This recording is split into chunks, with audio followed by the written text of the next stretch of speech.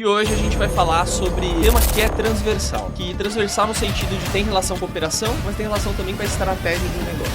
Ela é executiva, é empreendedora, ela atuou no Mercado Livre, Grupo Telefônica, liderou grandes times e operações de fulfillment. Luciane Correia Avelar. Eu acho que a grande explosão mesmo foi pós-pandemia, né? Isso cresce 60%, 70%. A gente vai passar por um momento de ressignificar o que é trabalho.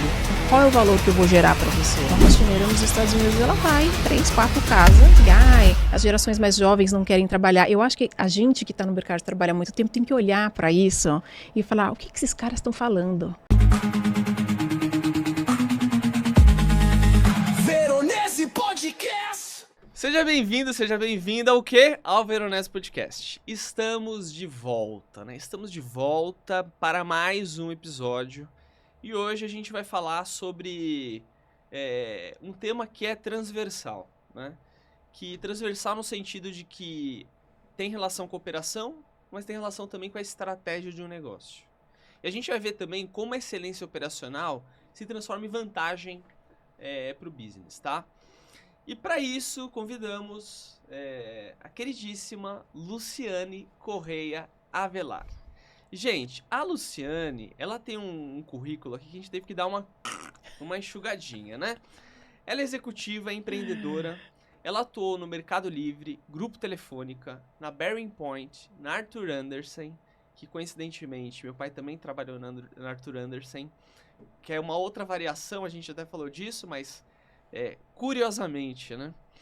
É especialista em excelência operacional, liderou grandes times e operações de fulfillment na América Latina e hoje está na Clave, que conecta estratégia, dados, tecnologia para gerar impacto mensurável. Seja bem-vinda, Luciane.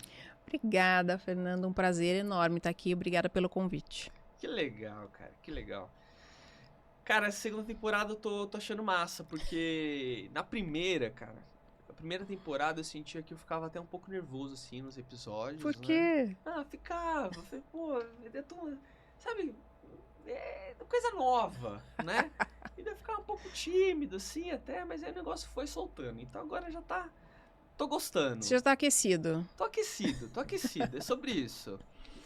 E aí, eu quero trazer a primeira pergunta, que é assim, antes, você na sua trajetória, você passou pela área financeira, né? E depois foi para operações. Depois a gente vai entender melhor esse contexto, né? Mas o que muda quando você deixa de guardar o caixa, né? Responsável por saving, né? Quando você estava no financeiro era saving e na operações também era saving, né? E você passa a ser dona do P&L. O que muda aí, cara? Muda muita coisa, né? O sono, principalmente. Muda muito, né? Então, obviamente, a gente está falando de valores que são muito, né? Não são comparáveis, obviamente, né? Então, quando eu estava liderando o BPO de finanças do Grupo Telefônica, que eram 18 empresas, eram valores, né, astronômicos e, óbvio, tinha uma grande responsabilidade, um grande compromisso ali, né, em conseguir dar qualidade nas análises de fluxo de caixa projetado, em fazer, né, o cumprimento dos pagamentos dos fornecedores, que também não eram faturas baixinhas, né, para que a operação não parasse, né. Mas o dinheiro não era meu, né? E eu também não tinha que ficar me preocupando se o dinheiro ia entrar em algum momento, né?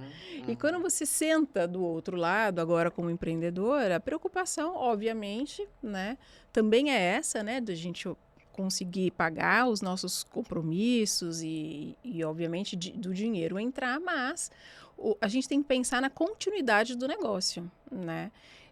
Então, é uma preocupação que ela não é, obviamente, tão pequena, não é tão curto prazista, né, no sentido somente de, puxa, eu vou ter dinheiro para poder pagar as contas amanhã, mas é de que movimentos estratégicos a gente precisa fazer, comerciais, parcerias, enfim, para que, de fato, esse negócio se sustente, não só se sustente, mas cresça, né? Cara, uma coisa que me chamou a atenção, eu sei que essa nova fase de consultoria, de como empreendedora, é um negócio novo para você. Sim. A gente vai explorar mais isso.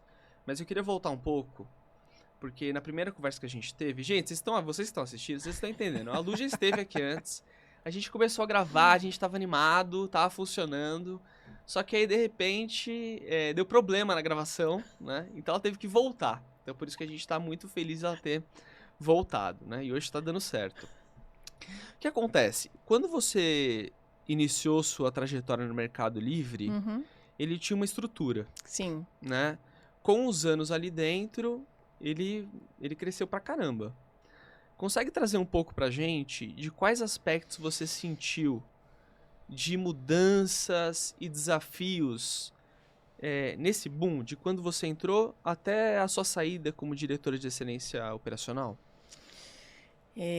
Eu acho que é outra empresa completamente, né? Até porque, assim, eu vim de estruturas muito grandes, né? Do Grupo Telefônica, por exemplo, e quando eu entrei no Mercado Livre, eu me recordo que o Mercado Livre tinha 400 empregados aqui no Brasil, né? Então, assim, era muito pequenininho, né? Assim, comparado com as outras estruturas que eu já tinha vivido, né, anteriormente.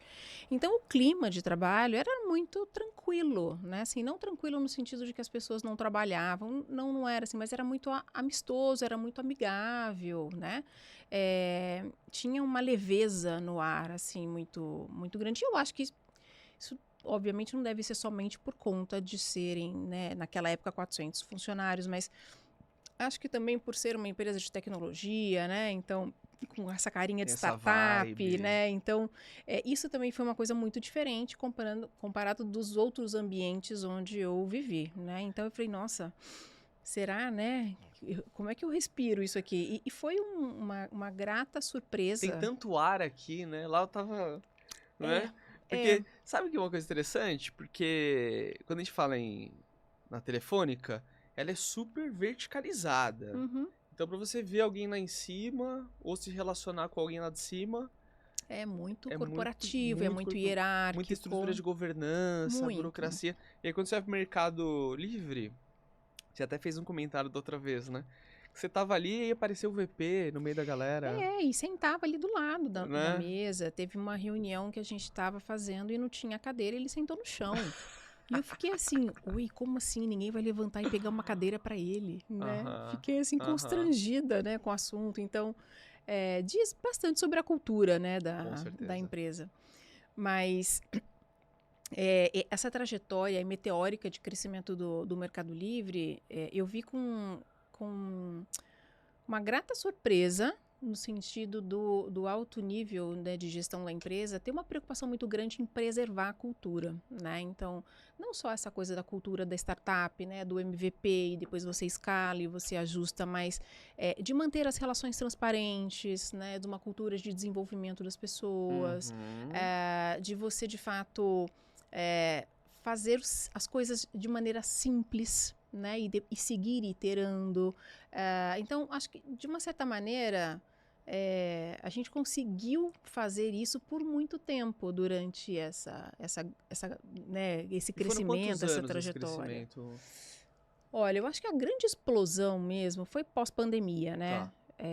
E de lá para cá, assim, a empresa cresce 60%, o business cresce 60%, 70%, né? Assim, Uau, eu uau. falo principalmente da logística, que foi a operação que eu vivi muito mais de perto, né? Tá.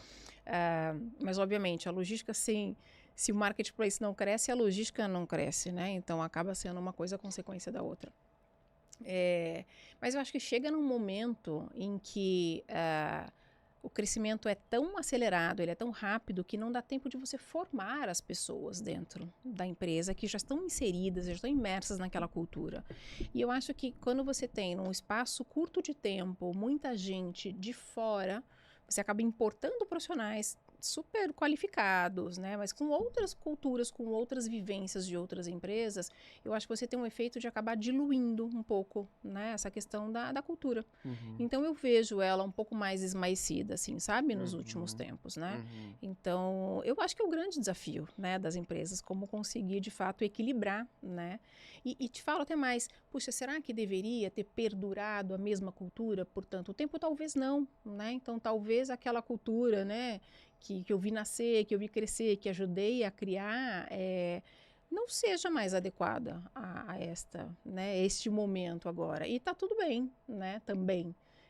Mas que tipo de cultura, então, se quer, né, a partir de agora? E isso eu acho que é uma pena muito grande, porque eu não estou vendo, né, eu não estava vendo até então alguma preocupação nesse sentido, uma preocupação genuína, de fato, nesse sentido, sabe? Isso é bom, assim, bom pra gente refletir, porque assim, tem uma frase muito famosa que é que a cultura come a estratégia no café da manhã. Muito. Então, se a estratégia muda, a cultura também, de alguma forma, tem que mudar para acompanhar a estratégia. Uhum. E é o que você falou, o crescimento, às vezes, não sustenta a estratégia que tinha antes. Ela acaba se transformando, se mutando para acompanhar a estratégia. Uhum. E aí tem o lance de que, eu vejo isso acontecer bastante nos clientes que a gente passa, de que, às vezes, até o fit cultural das pessoas que estavam não se encaixa com a cultura nova, né? E as coisas passam a mudar e aí as pessoas também passam a mudar, né? E aí quando você fala em boom, de ter crescimento e não dá tempo de formar pessoas, eu fico pensando assim, caramba, tem que trazer de fora. E aí de fora, a mão de obra, você consegue encontrar mão de obra qualificada.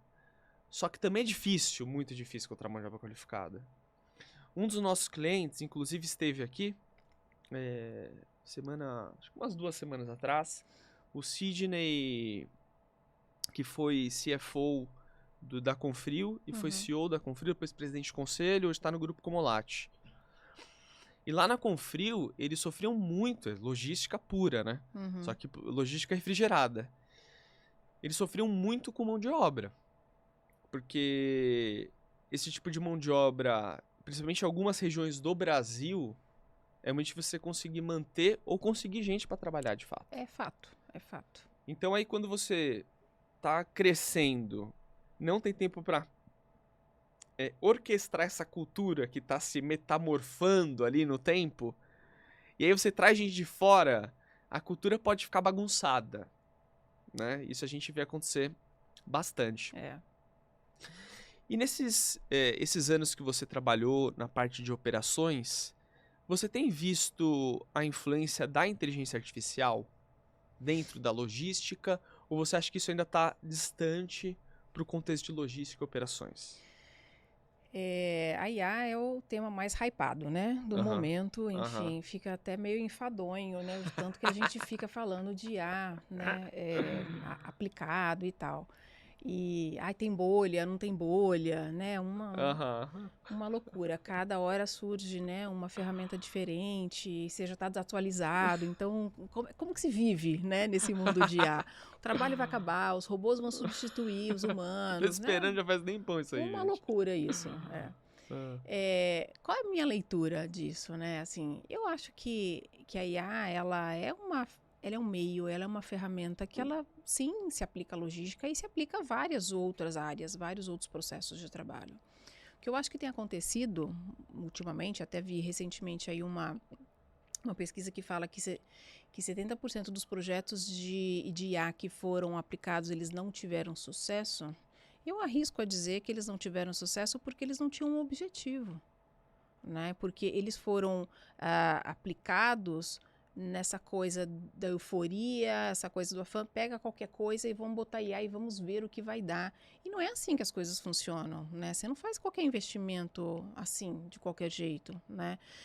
Qual é a causa raiz? Você está fazendo as perguntas certas? Você está colocando a IA no ponto certo do processo? É aqui mesmo que você tem que colocar? É aqui que vai te dar o melhor retorno? Ou não? Né? Então, eu acho que tem um erro muito grande que está acontecendo em várias áreas, e isso não está acontecendo só na logística, de que as pessoas não estão mesmo tendo um resultado nenhum, ou até o resultado esperado, porque elas não estão atacando o problema correto, né? Então, isso é muito básico, né, que está acontecendo. Agora, quando a gente olha para a logística, né, então, de fato, tem aplicação? Muita aplicação, né? Imagina só como você conseguiria controlar a ruptura, né, de estoque ou overstock nas operações se você estivesse usando a IA de uma maneira otimizada, né? Imagina o que a gente conseguiria fazer de um ponto de vista de Sales and Operation Plan, né? Imagina todas as reroteirizações que a gente poderia fazer diante de acidentes, diante de alguns outros Questões climáticas. Condições climáticas, né? Então, tem cases que eu já vi acontecerem, aplicados, por exemplo, de alimentos refrigerados que foram vendidos para a China, por exemplo, estavam dentro do navio, em trânsito, obviamente as tecnologias combinadas, né? Então, IoT com RFID e tudo mais. E um das caixas dentro de um dos containers que tinha carne mostrou um sinal de que a temperatura subiu. Poxa, eu tenho mais X dias de viagem para até chegar no porto na China. Essa carne vai chegar estragada, né? Então, uma torre de controle monitorando esse tipo de dispositivo identificou isso de maneira antecipada e conseguiu já despachar uma outra carga daquele container que estava prejudicado para não atrasar, para cumprir promessa de compra, né, daquele fornecedor. Então, assim, muito provavelmente, sem esse tipo de tecnologia, a carne ia chegar estragada lá, só na hora que ele fosse abrir o container, que saberia e que daí então ia, né, ligar, olha, veio com problema e tudo mais. Quanto tempo se perdeu nisso, né? Então, quando você combina as tecnologias, e daí é bacana falar que a IA pode trabalhar disso de maneira, disparar esse processo de forma automática, por exemplo, né, a partir do uso da tecnologia combinada com outro, de maneira aplicada ao negócio, né? Então, faz muito sentido a gente colocar a IA onde ela é necessária e não em qualquer lugar, né? Não, legal. Você falando aqui, eu tô pensando que, na prática, a IA tem a parte de agência da IA, que é a capacidade de tomar decisão, Sim. né? E aí, a própria IA poderia fazer essa solicitação, essa requisição de um novo envio. Sim. E se não tem essa tecnologia, perderia a carne, perderia a entrega e poderia ter problema de reputação. Muito. Poderia ter, nossa, satisfação do cliente, satisfação né? do Porque imagina, um cliente. traslado desse, né, por navio demora quanto tempo? Né? Vamos imaginar que demore 20 dias. Ele ia demorar 20 dias esperando que a carga dele ia chegar completa, não ia chegar. Ele ia ter que reclamar e depois ia ter que esperar mais 20 dias. Então, talvez nesse exemplo, ele tivesse que ter esperado o quê? 22 dias. Não, super interessante. Sabe? Super interessante. Então, eu acho que a maneira como a gente escolhe usar a tecnologia, e não só essa, qualquer uma delas, né? O que eu vejo acontecer também é que, assim, as empresas, elas... tá rolando um papo de alguns executivos falando assim, a gente não vai contratar mais ninguém. Cresceu a operação, não se contrata mais ninguém, se vire com o IA, seja mais produtivo. Primeiro que eu acho isso uma baita responsabilidade. Muita. Porque, assim, a IA, ela não vai salvar a situação se o indivíduo não souber como aplicar, como você mesmo comentou, né?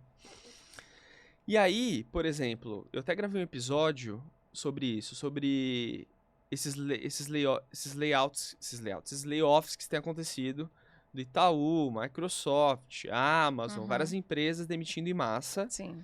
E um dos argumentos é sobre produtividade, que agora com IA as empresas são mais capazes de produzir e não precisam de tanta gente, dá para ter redução de custo e melhorar o P&L. Né? Só que eu acho isso também uma responsabilidade, porque quando a gente fala em empresas de serviço, é muito difícil a gente medir produtividade do cara que está no escritório. Logística, você consegue atrelar bem alguns indicadores de eficiência. Gestão de projetos também tem alguns indicadores.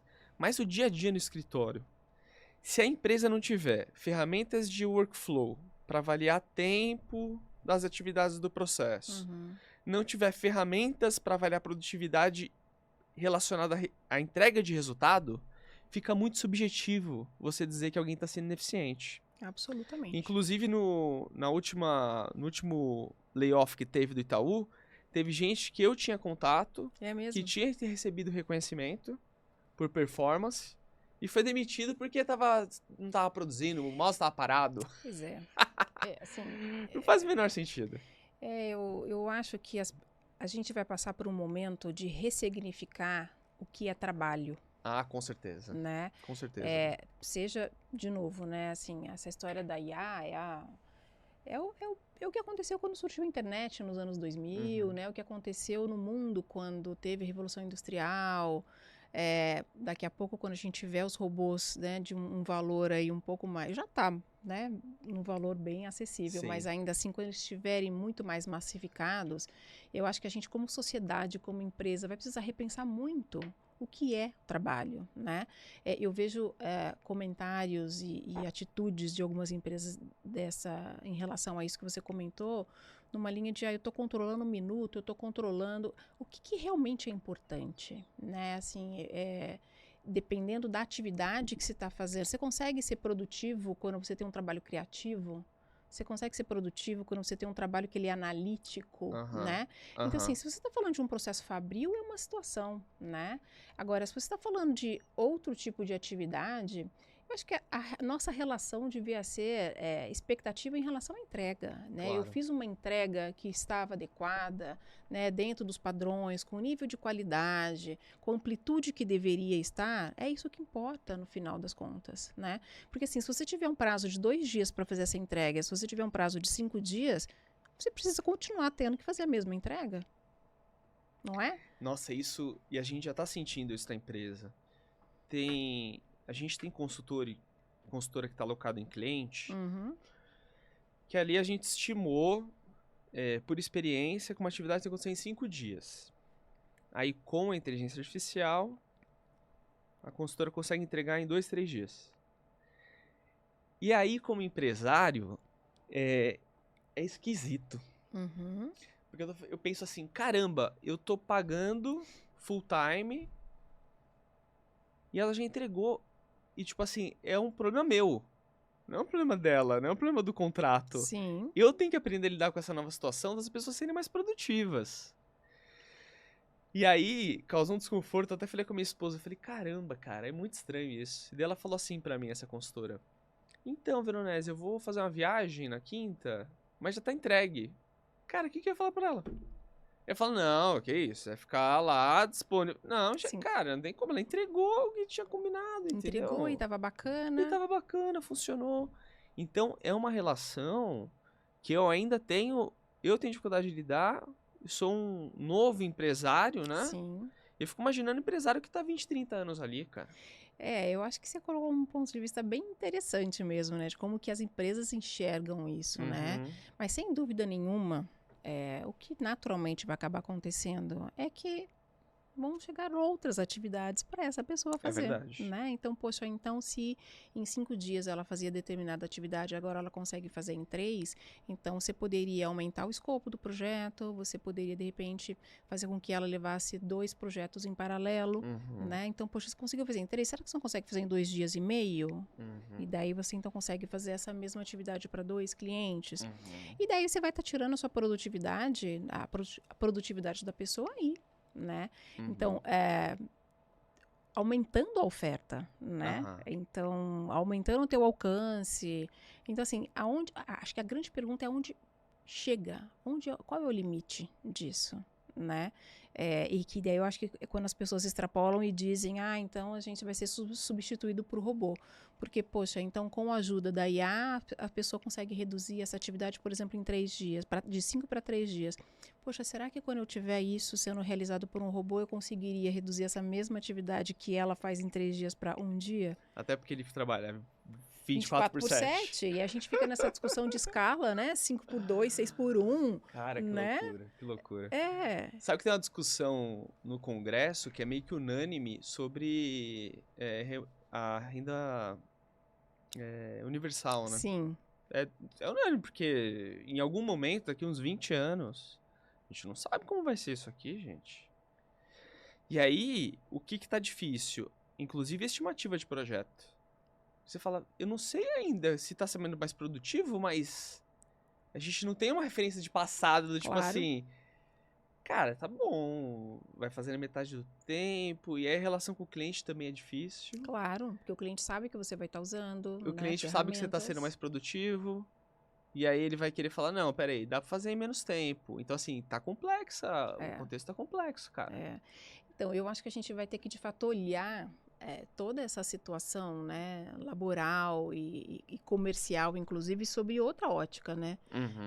Que não vai ser, talvez, esse modelo que a gente fala, né? Experiências passadas, então me deram este aprendizado. Então eu vou precificar desta maneira, eu vou planejar dessa maneira. Será que deveria continuar sendo assim? Será que a gente não deveria passar a pensar, poxa, eu vou passar a te cobrar, cliente, pelo valor que eu te entrego? E não importa quantas horas aqui, isso aqui é problema meu. Quantas horas eu vou levar, quantas pessoas eu vou colocar aqui para poder trabalhar nesse projeto, né? Então, qual é o valor que eu vou gerar para você? Então, eu vou te cobrar por isso, né? Então, eu acho que as relações de trabalho deveriam passar a ser avaliadas por essa ótica, né? Daqui a um tempo, tá muito difícil, acho que muito longe da gente chegar nisso, né? Então, principalmente quando você fala de mercado latino-americano, né? Comparado com Estados Unidos e Europa. Por exemplo, Estados Unidos a gente já tem uma relação de trabalho que ela é pautada por horas. Eu trabalho por horas, não trabalho por escopo, né? E isso desde níveis mais altos até os níveis mais básicos de atividades, como um garçom, né? Um hostess, faxineira, trabalha assim, né? Aqui não funciona desse jeito, né? Então, até quando a gente fala dessa história do Talent as a Service, que aqui no Brasil você começa a discutir esse tipo de situação ainda numa camada muito mais alta das organizações, ainda é muito tabu para muita empresa contratar assim. Esses outros mercados já trabalham assim há muito tempo, né? Então, uma faxineira nos Estados Unidos, ela vai em 3, 4 casas, ou até mais, no mesmo dia. E sem contar que tem duas, 3 atividades diferentes, completamente diferentes. Às vezes limpa a casa, é garçonete. Exatamente. E em outro momento faz... Você trouxe um contexto dos Estados Unidos que eu quero até dar uma frisada, que é cultural. Não tem relação direta com o que a gente está falando, mas culturalmente é importante. Tá. Lá nos Estados Unidos, aqui no Brasil a gente fala, pô, eu ganho tanto por mês. Eu ganho 20 mil reais por mês, ganho 30 reais por mês, ganho 5 mil reais por mês. E aí o que acontece? O contexto nos Estados Unidos, ninguém ganha nada.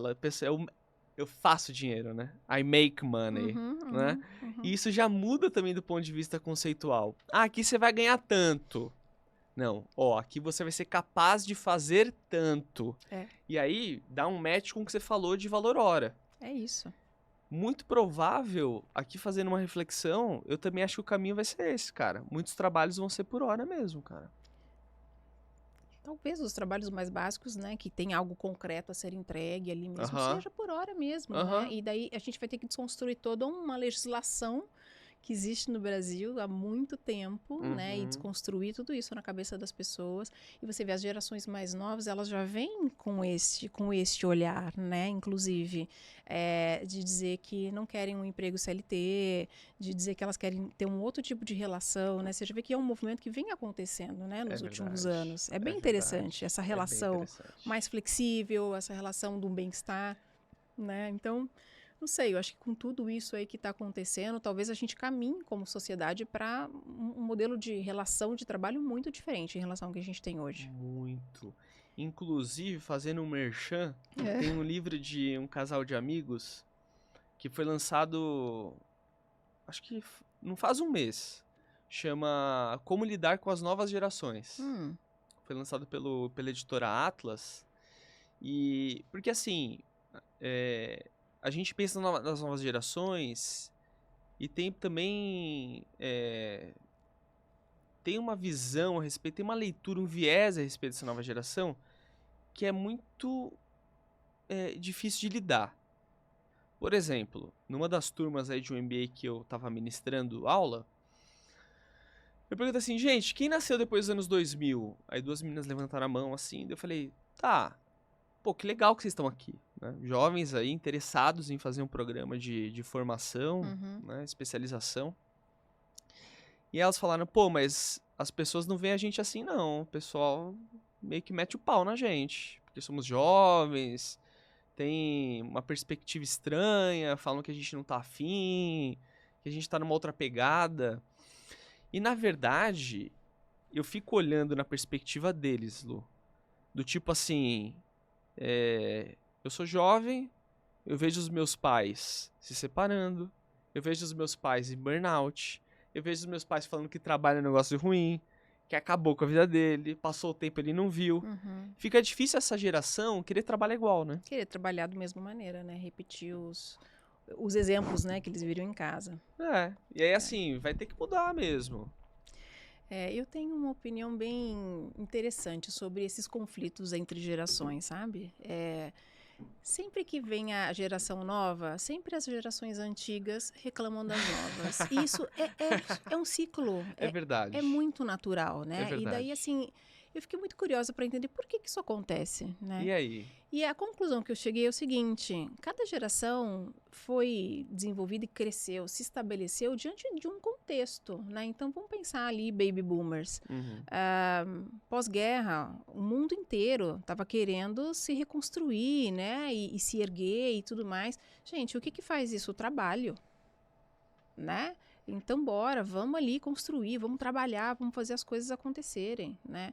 Quando você passa, puxando bem lá para frente, né? Anos 2000, já falando de internet, então você expande acesso às informações, o nível de conhecimento que as pessoas passam até outro, obviamente, o nível de argumentação crítica dessas pessoas é outro. Então, imaginam pessoas que foram criadas com acesso a esse tipo de conteúdo, com muito mais dados, com muito mais capacidade intelectual, né, de julgar, de avaliar as coisas. Peraí, eu vou fazer diferente, porque eu tenho acesso à informação. Então, veja, não é que eles são melhores nem piores, eles se desenvolveram dentro de um contexto que lhes permitiu ter uma visão diferente, ter uma opinião diferente, sabe? Essas outras gerações que foram surgindo a partir de smartphone, rede social e tudo mais, todas elas são moldadas diante de um contexto diferente, né? Então, essa coisa de que as gerações mais jovens não querem trabalhar, eu acho que a gente que está no mercado de trabalho há muito tempo tem que olhar para isso e falar, o que esses caras estão falando? Por que eles estão falando isso? Por que eles estão enxergando isso? Porque eles estão vivendo um contexto diferente daquele que a gente viveu, né? Daquele que a gente foi ensinado e que a gente foi criado. Na verdade, minha provocação é o que a gente tem a aprender com essas gerações. O que eles estão vendo que a gente não viu, né? E que a gente agora está inserido dentro do mesmo contexto que eles, acumulando vivências passadas. Daqui a pouco eu vou jogar esse microfone ali, né? Pode afastar um pouquinho se quiser. E qual que é a provocação, sabe, que eles estão fazendo aqui pra gente? Será que a gente não deveria flexibilizar de fato algumas coisas, né?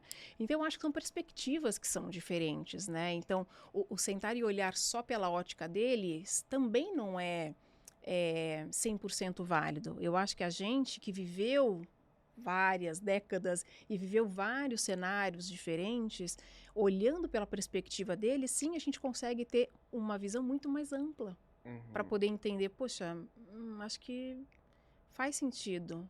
Como que eu balanceio isso? Como é que eu abro como é que eu ressignifico, né, a minha relação com o trabalho, por exemplo, como eu ressignifico minha relação com a minha família, por exemplo, né, de eu conseguir, de fato, dar muito mais atenção para ela, porque, enfim, de fato, foi demasiado, trabalhei demais, né? Então, eu tenho essa ótica, sabe? Isso é muito bom, isso é muito bom. Isso é muito bom. Gostaria muito que outros líderes também tivessem essa perspectiva. De tentar tomar a perspectiva dos mais jovens, tentar saber como que lida com isso. Né? Pois é. É muito fácil a gente sentar do lugar onde qualquer pessoa está e julgar, sim, né? Sim. Mas sabe que quando eu me dei conta disso, de entender o cenário que as pessoas estavam inseridas para entender por que elas pensam daquele jeito, isso foi, sabe, um game changer para mim, né? Até para poder saber como que você fala com essas pessoas. Né, como que você consegue chegar e persuadir, convencer, né, e escutar de fato a narrativa delas, né? Então, por que elas entendem isso? Compartilhar a minha vivência com elas. Poxa, então você está indo aqui para um lado que é muito extremado. Deixa eu te contar, né? O mundo não nasceu, tudo isso aqui não existe, não aconteceu de um dia para o outro, né? Tem uma jornada, tem uma trajetória, as coisas são assim porque isso aconteceu. Então, você quer fazer diferente? Então, como é que a gente transforma isso? Não é uma ruptura, assim, sabe, do dia para a noite. Então, eu acho que a gente consegue sim fazer essa transição e ajudar eles a gerar um ambiente novo, sabe? E falando em transformação, pegar um gancho. Você nos momentos que você estava numa posição de liderança, o que você considerava importante para viabilizar uma promoção para alguém que estava ali na sua equipe? Olha, muitas coisas.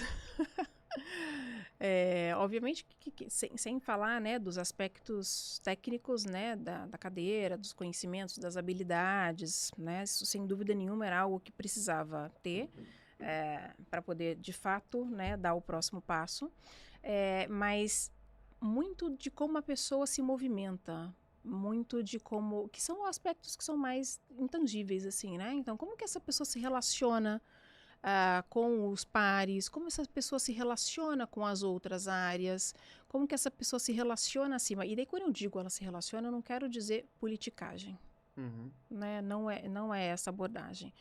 Como é que ela argumenta, como é que ela cria pontes, como é que ela estabelece parcerias, como é que ela influencia, como é que ela resolve problemas, né? Outra coisa, um outro elemento importante, como ela é percebida pelas outras pessoas, né? Como um elo, de fato, como um agente que constrói, né? Que soma, ou como alguém ali que está, né? Não faz muita diferença, ou como alguém que, putz, tô jogando a minha agenda, tô jogando o jogo, né? Então, aprender a navegar, a transitar e a construir, fazendo essas pontes, é super importante principalmente quando você cresce numa carreira de gestão. Interessante. Um perfil que eu gosto bastante, que você trouxe aí, que você comentou, são pessoas que são solucionadoras, né? São pessoas que estão ali para resolver de fato. E ainda dentro desse contexto, o que você costuma fazer, Lu, para engajar a equipe? Porque você, na liderança de uma área de operações, você vai ter uma equipe direta. Além desse contexto de promover, como que você faz no sentido de formar a equipe e engajar a equipe? Por quê?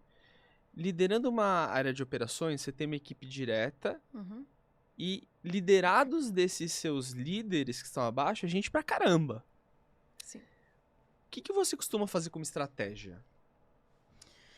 Acho que o primeiro é assegurar que todo mundo está na mesma página. Todo mundo sabe o que a gente precisa fazer, onde a gente precisa chegar, né?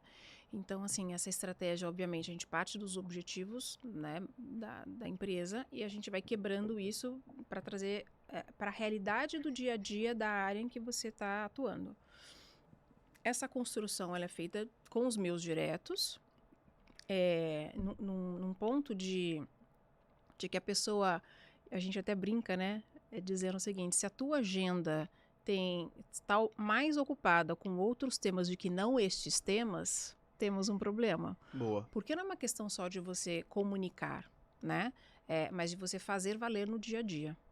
Né? Então, assim, acho que o primeiro passo, de fato, é você ter muito claro qual que é o caminho, você comunicar isso para os seus diretos e você fazer, né, as comunicações, assegurar que as pessoas que estão ali, né, em toda essa estrutura, debaixo das estruturas dos gerentes, elas saibam o que elas precisam fazer. Né?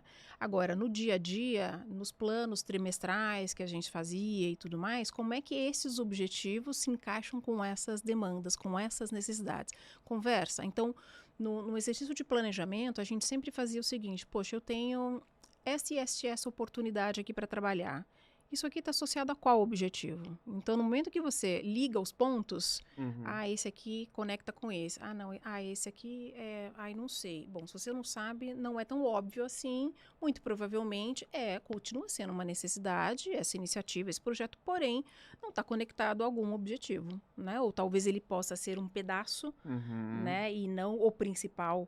Talvez ele seja o efeito e não a causa. Então, é importante aprofundar um pouco mais aqui para você definir melhor qual que vai ser a iniciativa de fato que você vai estar trabalhando, né?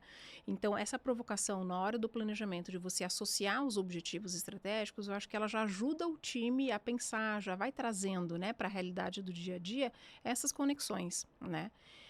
E uma vez fechado esse plano, a gente sempre fazia um plano trimestral, assim, você revisitar. né? Então, como é que a tua agenda fala com esse plano, né? E a gente tinha ali as revisões mensais para saber, né? Então, ok, isso fala com esses objetivos. Eu tinha aqui um esperado de que essa iniciativa trouxesse tanto de ganho de produtividade, ou que a gente crescesse tanto aqui nesse outro indicador. Estamos chegando, não estamos chegando, por que não estamos chegando? Porque escolhemos a iniciativa errada, ou porque estamos atrasados, porque o que está acontecendo, né? Ou, enfim, escolhemos mal aqui no final das contas, né? Executamos mal, alguma coisa do estilo, está atrasado, qualquer coisa do gênero. Então, o revisitar, ter essa governança que eu falo mais tática, ela é super importante, né? Então, eram coisas que a gente acabava fazendo junto com as estruturas dos supervisores e dos gerentes. Eu participava uma vez ao mês para poder ter esse pano, essa visão geral, de maneira mais ampla. Mas uma das coisas que eu gostava muito de fazer, ao visitar as operações em cada um dos sites, eu sempre avisava que eu ia, não obviamente para que as coisas estivessem arrumadas, mas para que a gente pudesse ter uma conversa com aquele time que estava trabalhando naquele CD em particular, né? E daí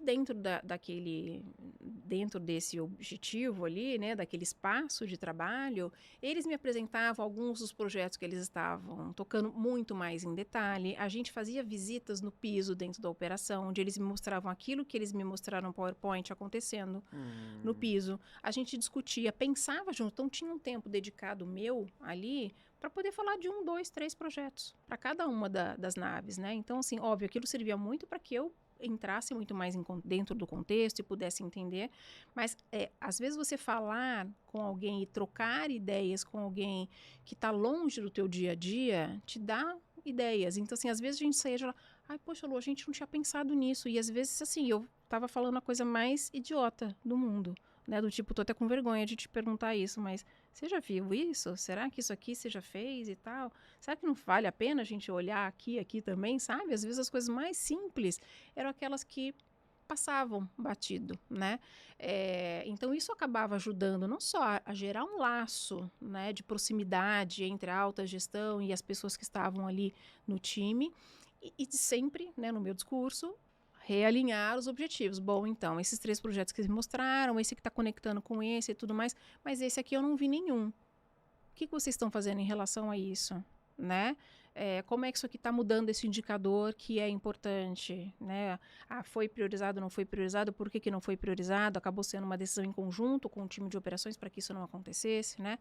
Então, eu acabava juntando nessas visitas a proximidade física com as pessoas, né? Que criava um relacionamento, que aproximava, né, dos analistas ali, e também trazendo essa mensagem do que era importante. Então, à medida em que eles também me viam falando, né, dos projetos, conectando com os objetivos, e lá no piso eu mostrava o interesse para eles de que sim, isso é importante. Isso não é uma coisa só que está escrito aqui em cima e que alguém te contou que você tem que fazer, né?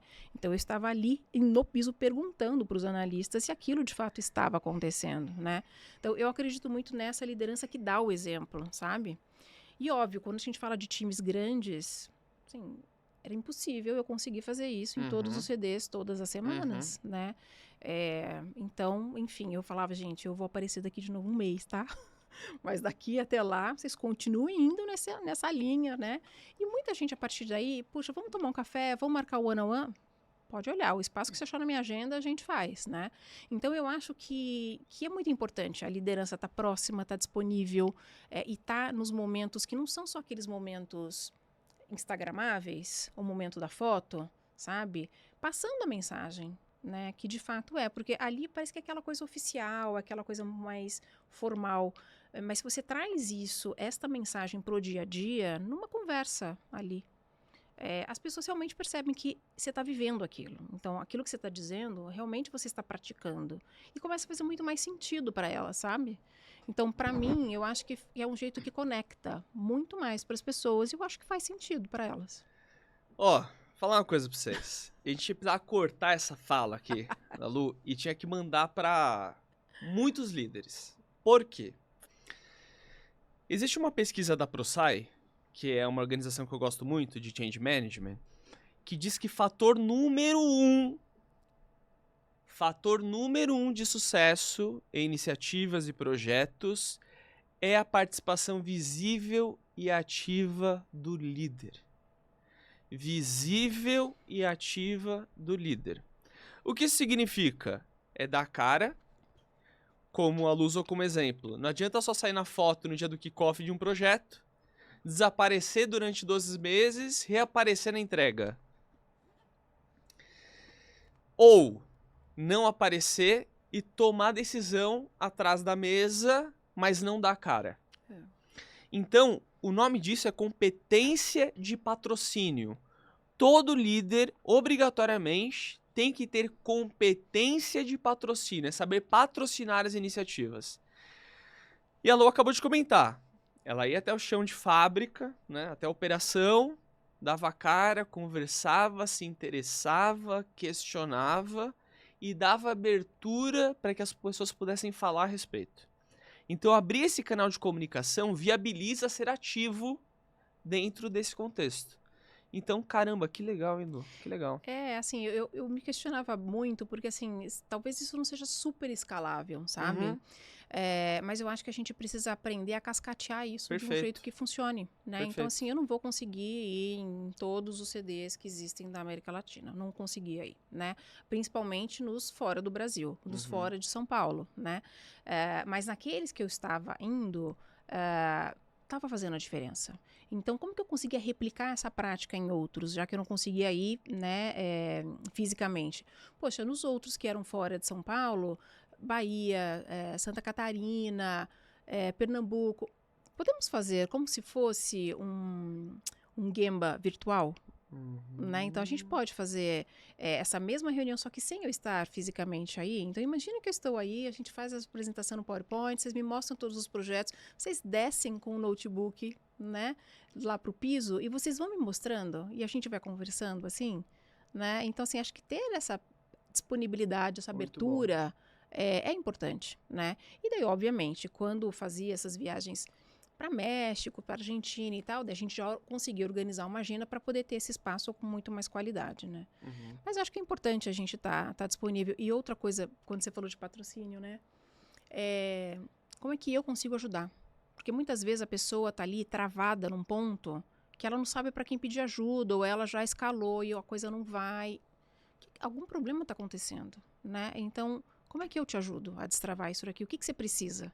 Né? Então, me fala que eu posso conversar com fulano, ciclano, beltrano, e a gente tira essa pedra da frente para você poder avançar. Acho que esse é um dos grandes papéis dos líderes. Boa. Né? Assim, destravar as coisas para que as pessoas consigam, de fato, operar. Né? Do contrário, elas não entregam, eu fico cobrando, elas não entregam, quando, no fundo, a gente consegue até identificar que tem algumas barreiras ali, podem ser de comunicações, pode ser de falta de alinhamento entre times, entre áreas, né? Então, quando chega esse tipo de pedido de ajuda, é um sinal de alerta. E se a gente não entra para atuar, não é só para destravar, mas, poxa, deixa eu entender aqui, por que seu time não está com a mesma prioridade? Né? Então, o que está acontecendo? De repente surgiu um elemento novo. Talvez, de fato, a gente tenha que sim repriorizar a nossa iniciativa, né? Mas então vamos entender, vamos falar sobre esse contexto, né? Não vamos deixar a pessoa ali, né, dedicando horas ou com um projeto parado, que tem uma expectativa de entrega em cima daquilo que não vai acontecer, né? Então, são sinais importantes que a liderança precisa escutar e atuar, né? Então, aí pensando nos líderes que você teve contato durante sua trajetória, por que você acha que... primeiro perguntar se você conhece algum ou alguns que você acha que não tem essa competência de patrocínio. E aí, se você disser que tem algumas pessoas que você acha que não tem essa competência de patrocínio, a pergunta é, será que é porque eles não sabem como patrocinar? O que você acha? Eu vou te dizer que sim, tem vários que não têm essa cultura do patrocínio. Para mim, tem vários que atuam dessa maneira ali atrás da mesa, tomando decisões. Muitos vão no piso, mas tem um desejo, uma ideia, não sei, de que as coisas funcionam assim. Faça-se a luz. E as coisas automaticamente se resolvem, né? Quando tem problemas estruturais que estão se apresentando ali e precisa ter conversas difíceis. Precisa chamar o VP da outra área. Precisa, porque o problema é estrutural, né? Então, um problema com compras em outro país, enfim, um problema de falta de fornecedor, um problema de falta de qualidade. Isso não está aparecendo só neste projeto. Isso aqui está aparecendo em tudo. Então, assim, você quer resolver o problema do projeto ou você quer resolver isso tudo? Eu quero resolver o do projeto, mas eu quero resolver o problema de maneira estrutural. É aquilo que a gente falou da IA no começo da conversa, né? Se eu não arrumo a causa raiz, gente, eu vou continuar me debatendo com aquilo o tempo inteiro e não vai me dar o resultado. Todas as vezes eu vou gastar um esforço enorme para poder resolver e avançar com aquela iniciativa, com a outra, e com a outra, e com a outra. Então, está muito claro que o problema está ali, então a gente precisa sentar e conversar sobre isso, né? Precisa ter essas conversas difíceis e está tudo bem ter as conversas difíceis, né? Essa situação com compras, com engenharia, enfim, aconteceu por conta disso e disso. Ok, o que fazemos a partir daqui? Né? E com os projetos que a gente tem agora, tem um fast track, como que a gente faz?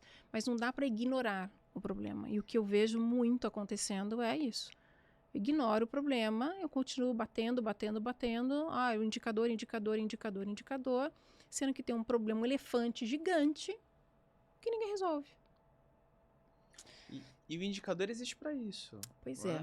Tem a frase que eu gosto muito do Deming, que é: só se gerencia o controla, só controla o que mede. Eu falo, pessoal, ontem, inclusive, eu tava com o pessoal do Mercado Pago. A gente tava dando aula pros líderes de projetos do Mercado Pago, lá na FGV Company. E aí eu falei pra eles, gente, eu tenho uma tatuagem aqui que eu sou bem raiz, escrito: só se gerencia o controla, só controla o que mede. Eu ainda vou fazer com IA essa tatuagem. Mas é o seguinte, cara, se você, primeiro, você tem que ter medida. Se você tem medida e você olha pro KPI e só bate nos seus liderados pra aquele KPI melhorar, gente, não é simples assim só bater, né? Claro. É tentar ajudar, mentorar, ajudar a dar direção, né? Olha, eu vou te dar um exemplo bastante que você vai entender muito claramente. A gente estava falando agora há pouco sobre falta de mão de obra, né? Então vamos pensar, quando a gente fala na logística, a gente tem alguns polos logísticos que têm alta concentração de empresas. A gente fala de Extrema, a gente fala de Cajamar, por exemplo, né? E que são, isto é assim, seja por questões dos incentivos fiscais, seja por proximidade, enfim, facilidade de negociação com o município, o que quer que seja. Bom, o que acontece? Falando desses dois que estão, né, aqui relativamente próximos dentro de São Paulo. Um operador ali que trabalha no armazém, ele sai de uma empresa e vai para outra do lado, né, exatamente dentro do mesmo complexo logístico ali do lado. Ele muda por conta de R$100, ou ele muda por conta de o fretado passa mais perto da minha casa, ou ele muda porque o VA é R$20 melhor. Nossa, mas é muito pouco. Sim, é muito pouco para você, mas para ele é muita coisa, né? Então, para quem leva 2 horas numa condução, né, ele ter um pouco mais de conforto e poder pegar o fretado na porta da casa dele é muito mais interessante para ele, né? Pagar R$100 a mais pode ser pouco para você, mas para ele pode fazer muita diferença no orçamento familiar, pensando que sustenta a família inteira, né? Então, acho que não cabe a gente julgar os motivos. O fato é que tem um alto turnover, né? Então, quando você tem um alto turnover, o que acontece? A produtividade das pessoas não é a mesma, né? Então, o que você faz com isso? Você continua batendo no indicador? Você precisa melhorar a produtividade? Precisa, sendo que você sabe que tem um problema nevrálgico ali, estrutural, que é um turnover alto. E por uma questão que você não controla, e que o seu gestor não controla, o supervisor não controla, o gerente não controla o turnover da região. É um problema que você tem que discutir com o time de people. Como é que a gente faz para atrair e reter essas pessoas, né? Então, existem outras alavancas que não esta do ser humano na produtividade que a gente pode lançar a mão para poder melhorar o indicador, né? Ok. Agora, não adianta bater, né, nas pessoas, sendo que existem... a causa raiz é outra, né? E ele não vai resolver o problema do turnover, né? Você pode... Tem outras... Não estou dizendo que tem que ficar de braços cruzados, mas, poxa, então, numa dessas, o que eu posso fazer? Eu posso tentar acelerar a curva de aprendizado dos novos, né? Ótimo, né? E lá no Mercado Livre a gente teve um exemplo bastante bacana que a gente de fato conseguiu reduzir de 30 dias, acho que para uma semana, 10 dias, a curva de aprendizado e deixar a pessoa operando nos níveis, né, de um operador já mais ou menos experiente, com altos níveis de produtividade. Só que qual é o esforço que você está tendo para poder fazer isso? Você está enxugando gelo, porque toda semana estão entrando 200, 300 pessoas. Então, assim, ok, você achou uma maneira de contenção, né? Imagina sabe aquele desenho da represa, que tem vários buraquinhos, e as pessoas com o dedinho, assim, ela não explodiu, eu tô conseguindo colocar os dedinhos aqui, né?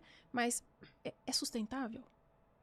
Se você não olha, né, como líder para o problema que está atrás e resolve esse problema, Santa Catarina é um outro exemplo, que no verão, todo mundo se demite. Porque vai ganhar muito mais dinheiro no verão. Olha só. Né? Monterrey, no México, é outra cidade que acontece isso também, tem pleno emprego. É muito difícil conseguir contratar alguém lá, né? Caramba. Então, assim, são situações que você como líder e que gere um business, né? Gere muitas pessoas, você tem que ter o olhar lá na frente. E você tem que ter a capacidade de estabelecer essas parcerias e ter essas conversas difíceis e arrumar soluções mais rápidas para problemas dessa natureza, que são de contenção, mas trabalhar na causa raiz. Porque acelerar a contratação, acelerar o treinamento é contenção, não é causa raiz. Sabe? Se não tem essa visão, é enxugar gelo o tempo inteiro. Né? E é uma loucura trabalhar dessa maneira. Tem um desgaste enorme nas pessoas. Nossa. E o que eu vejo acontecer é que outras empresas de logística, eu vejo que existem armazéns e centros de distribuição que tem algumas pessoas que são muito fiéis à empresa, que são como se fossem os heróis daquele ambiente. E tem um outro grupo que sempre fica entrando e saindo. E aí as empresas ficam numa zona de conforto, os líderes. Tipo assim, cara, não, mas tem o João e o Carlos ali, que os caras, ó, trabalham 2, 3 vezes mais e dão conta. E aí fica naquela cultura do herói. E fica postergando.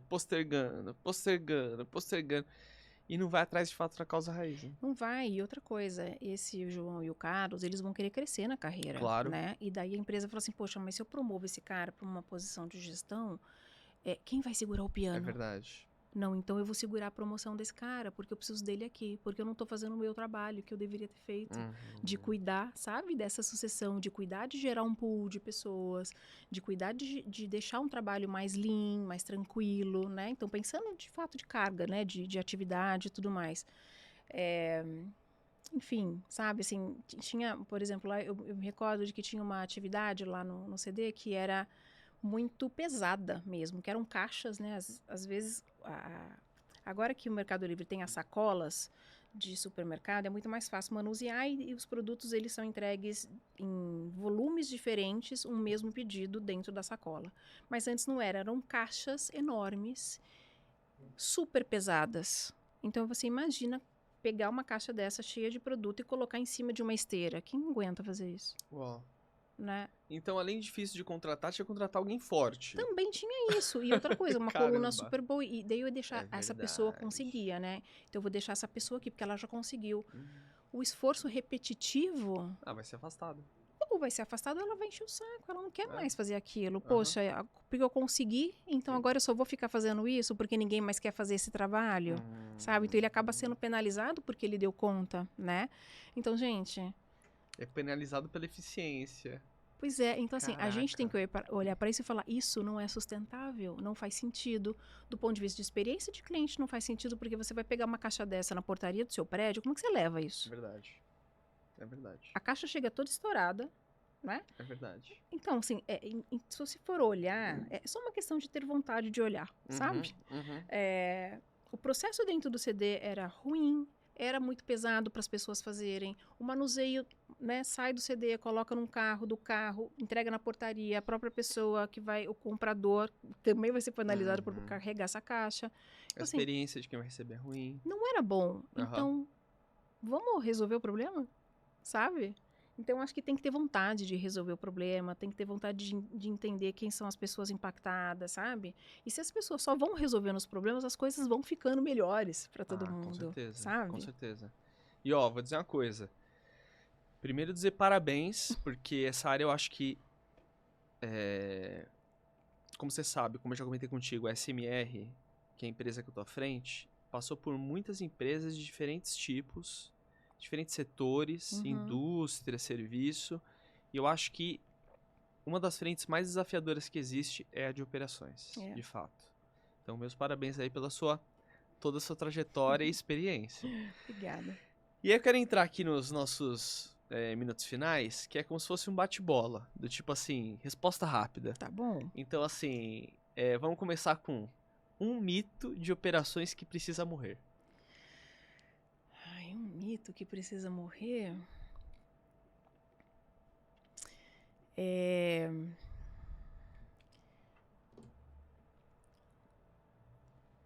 Difícil, hein? Difícil, bate-bola, eu já joguei Difícil. jogar uma bola de boliche. Você jogou uma Pega bola a de bola de canhão. boliche. Não foi de boliche, foi de canhão que você jogou aqui. Vamos pra próxima. Um Não, KPI negociável. Lembrei. Manda. Fazer perfeito. Fazer perfeito. É melhor feito que perfeito. E gosto muito disso. Sabe? Eu Gosto acho muito que é melhor disso. feito do que perfeito.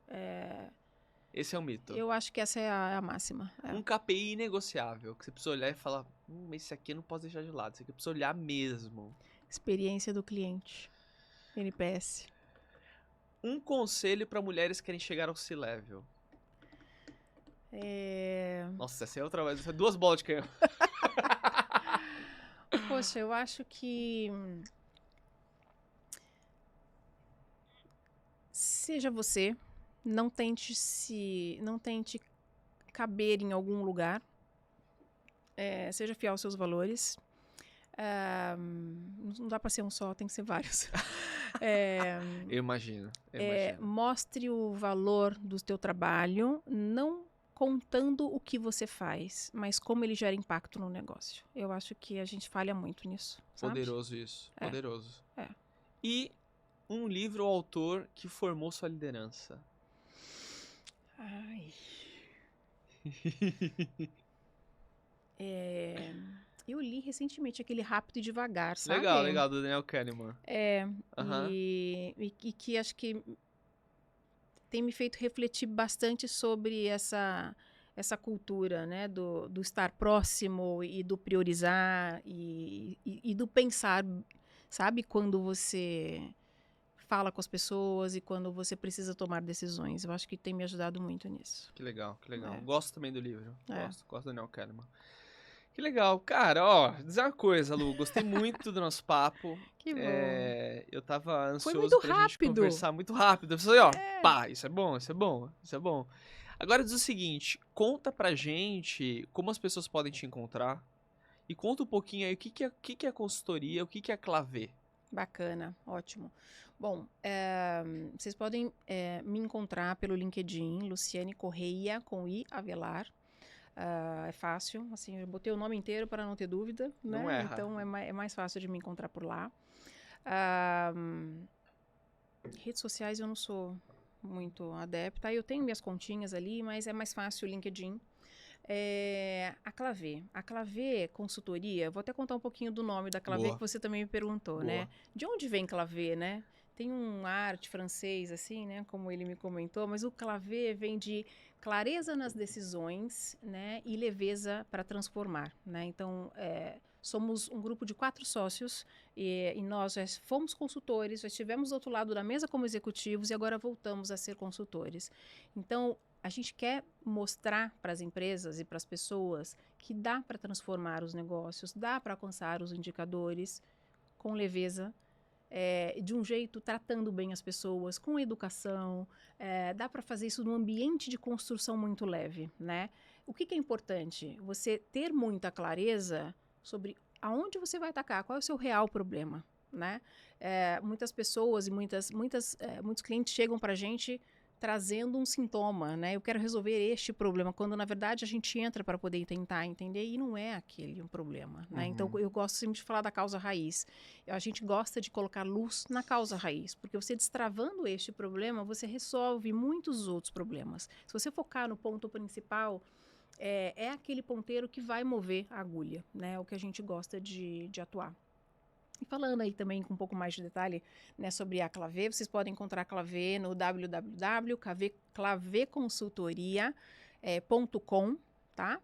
A gente também tem página no LinkedIn e a Clavé foca em alcançar eficiência, né? Então, seja para destravar seus processos de aumento de receita, seja para melhorar a redução de custo, tá? Em vários segmentos, em várias indústrias, a gente usa design para poder, como instrumento, né, para poder fazer toda essa construção de entender os seus reais problemas para trazer as verdadeiras soluções. Sempre parados com tecnologia e dados. É isso. Muito bom. E ó, vou dizer uma coisa. A Lu, fora da curva, hein? Acima da média, por quê? Ó, vou dizer, papo sério, não é puxando o saco não, porque eu não preciso fazer isso. Porque, ó, eu tenho conversado com muitos executivos e o que eu achei legal das coisas que você trouxe.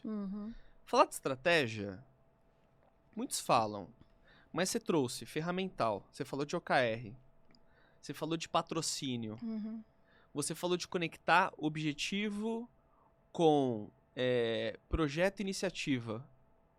E aí fazer essas coisas se conectarem através de uma técnica que são os OKRs e os KPIs para acompanhar esses resultados. Né? Outra coisa importante, você é gentil, né? Então esse é um ponto muito importante.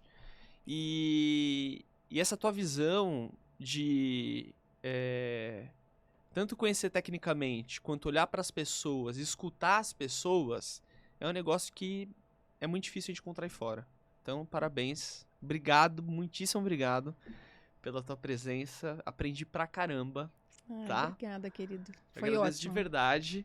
E, gente, vocês podem me encontrar em @Veronese1 no Instagram, LinkedIn, YouTube, Fernando Veronese. E, obviamente, se você estiver no Spotify, avalie com 5 estrelas, clique em seguir para você não perder os próximos episódios. E no YouTube é a mesma coisa. Clique em inscrever-se, compartilhe com quem, de fato, pode aprender, principalmente com uma mulher que esteve em posições de lideranças importantes e hoje está à frente de uma liderança de uma empresa, tá? Eu acho que é sempre legal comentar aqui e mostrar mulheres em posições de poder para que outras mulheres possam ver que isso é possível, tá? Legal. Então, YouTube e Spotify. Não deixem de seguir, compartilhem direto na plataforma para pessoas que possam se desenvolver e querem crescer, tá bom? Vejo vocês no próximo episódio. Valeu!